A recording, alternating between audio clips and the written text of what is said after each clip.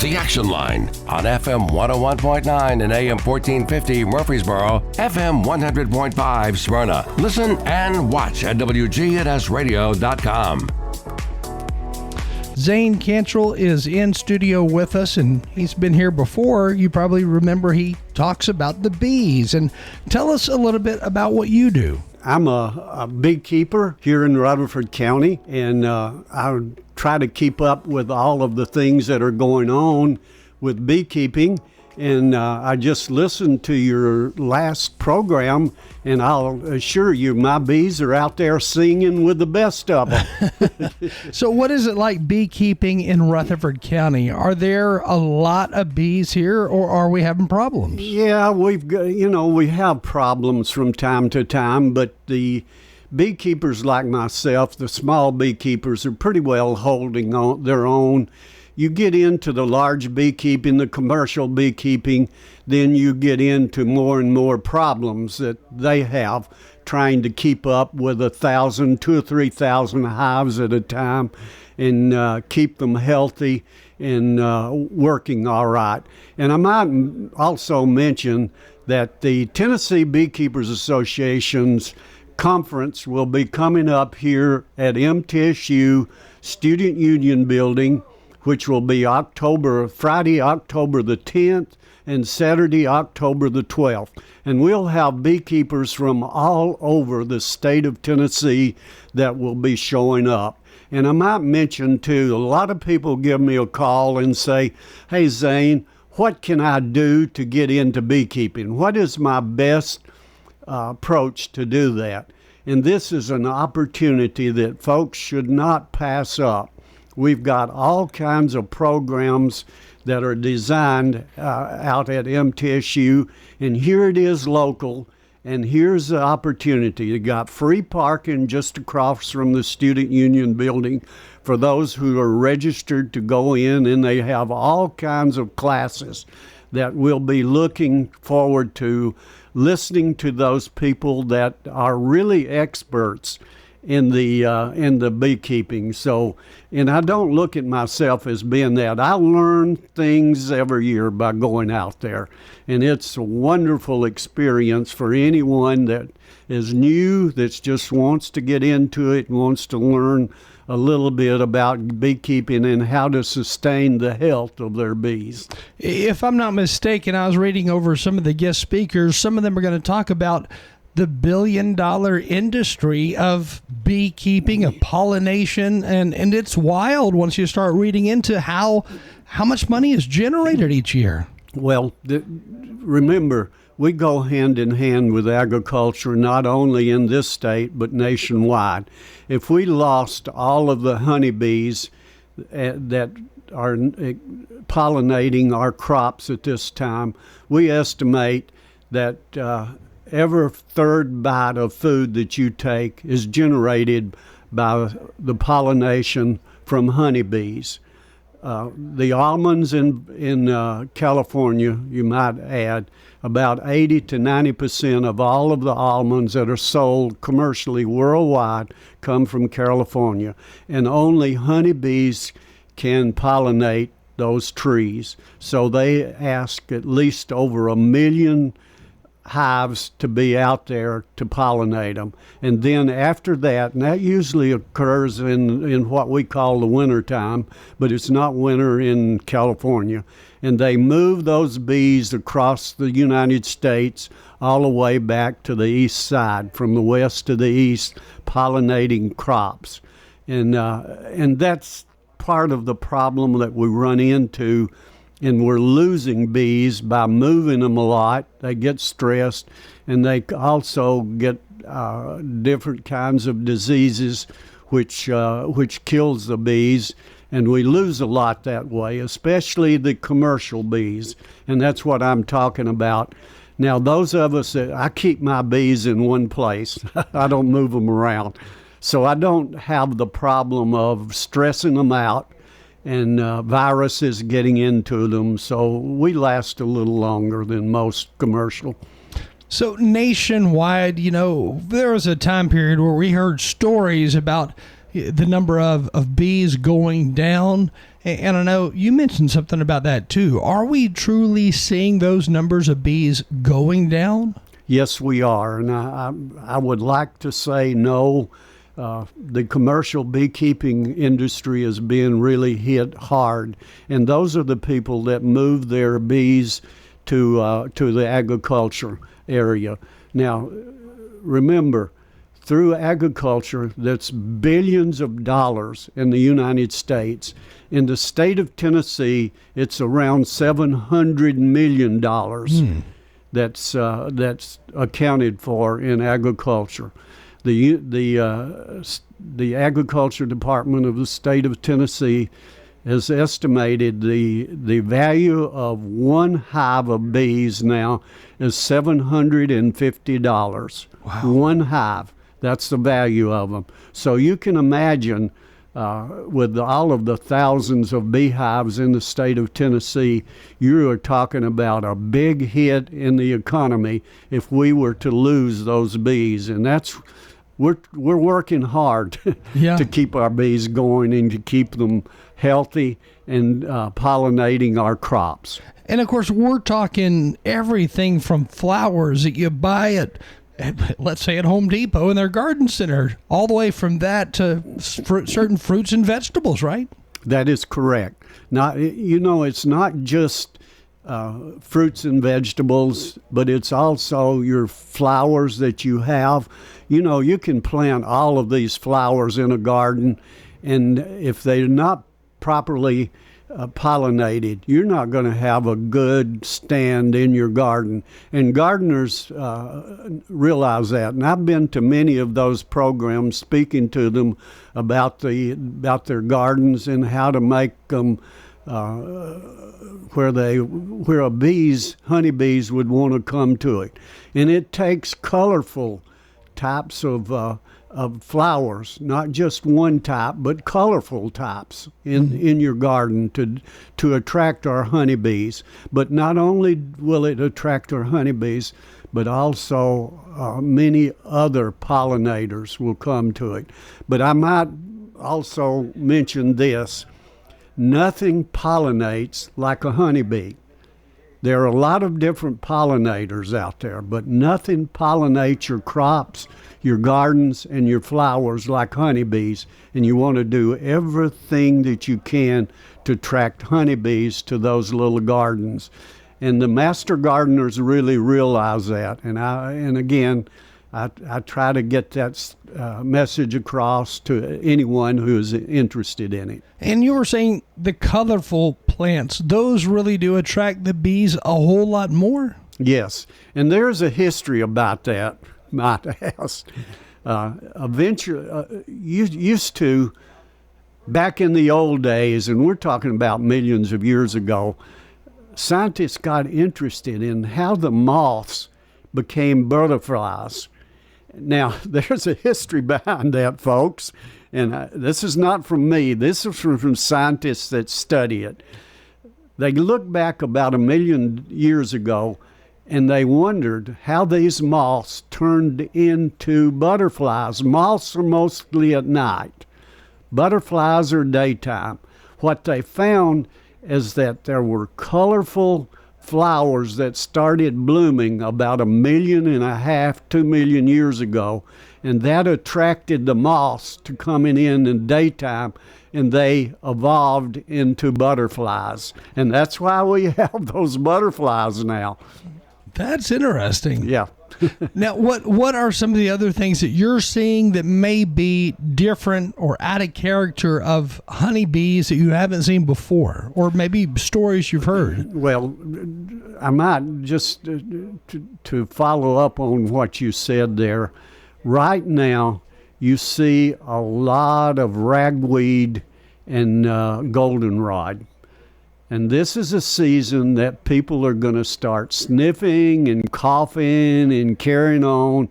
And the reason they do that, folks, is those are really something that's going to affect you.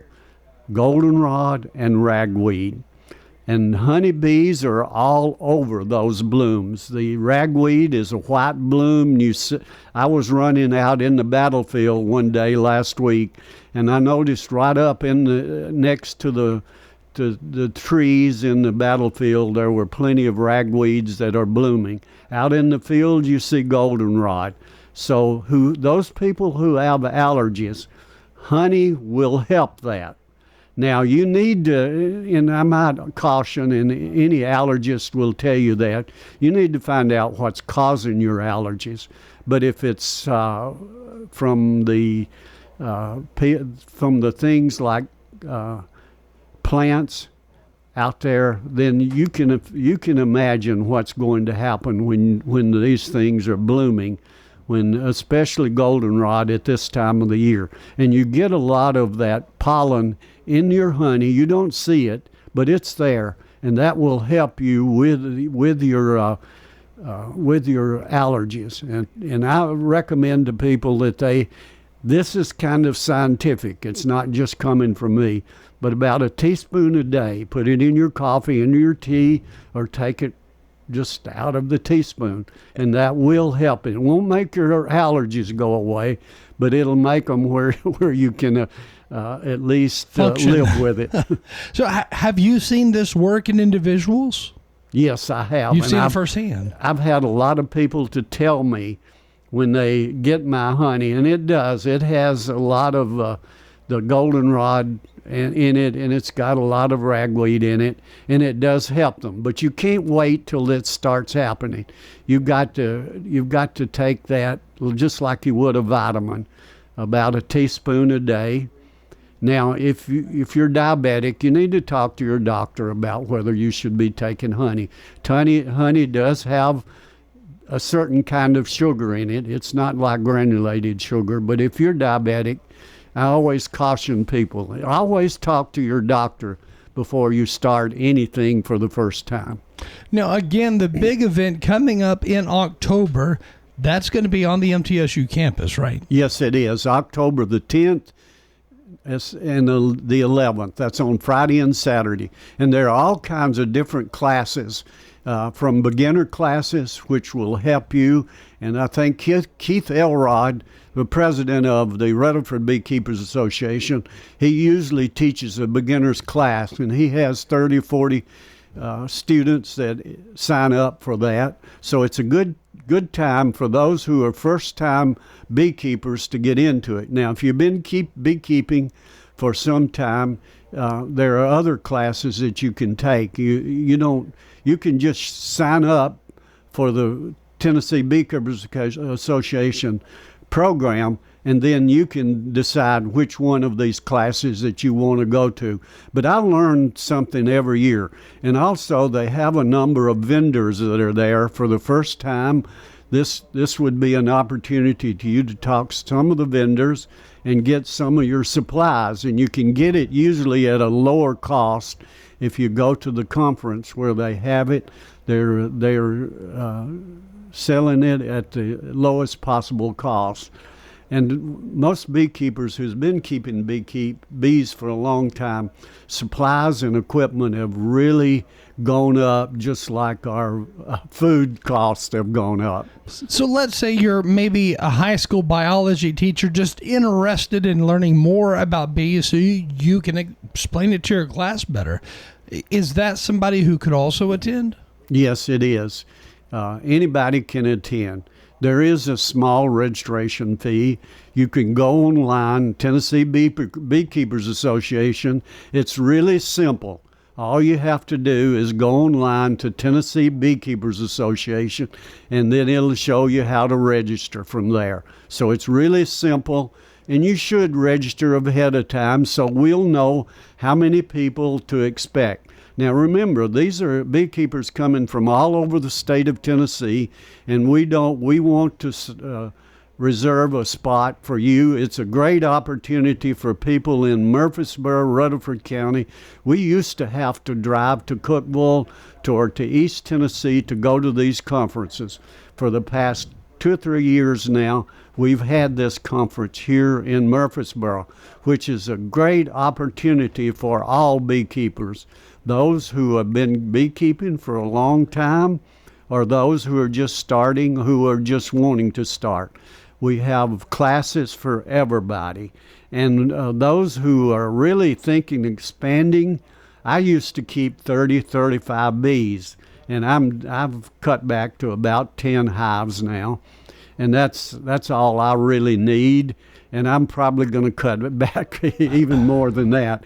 It's in the hot time, August of the summer, when you're pulling honey and extracting it, and it's a hard process to do. So I've cut back a lot, and you'll see that some beekeepers are really wanting to expand because there is a big market out there for good local honey. And you want to get local honey. And be careful, because some people list it as local honey. It's from Cannon County, other counties they list. You want Rutherford County honey. And I'll tell you why on that. Because of the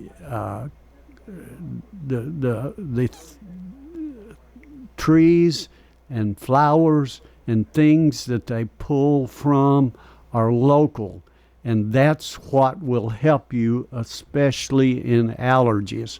Now, if you just want it for the taste, it's best to get it within 10 or 15 miles of where you live, regardless of whether you have allergies or not. You want that good taste, and for some reason, the local Rutherford County taste is unique.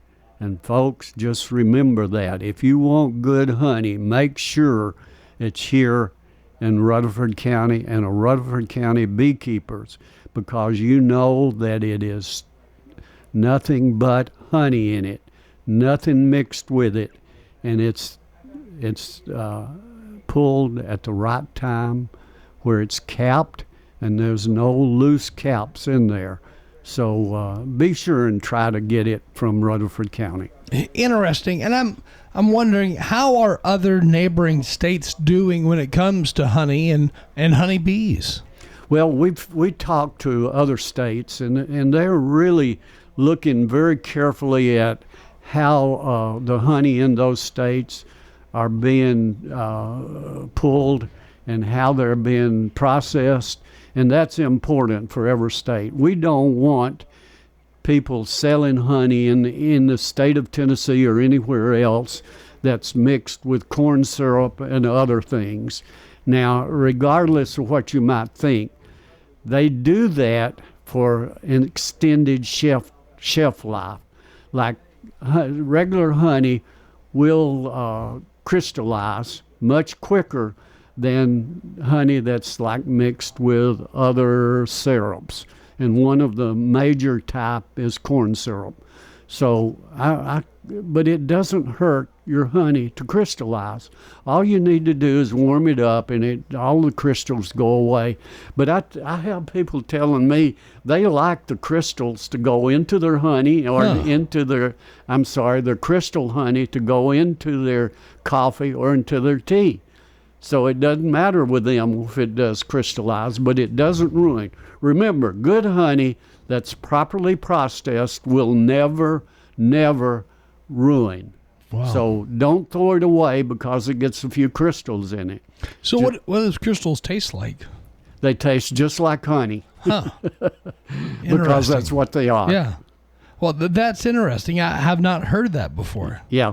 And I've heard people say, well, my honey crystallized down in the bottom of it, so I threw it out. Oh, no, you didn't do that. You don't have to do that. You know, honey is one of the products that we can get that bacteria cannot grow on it.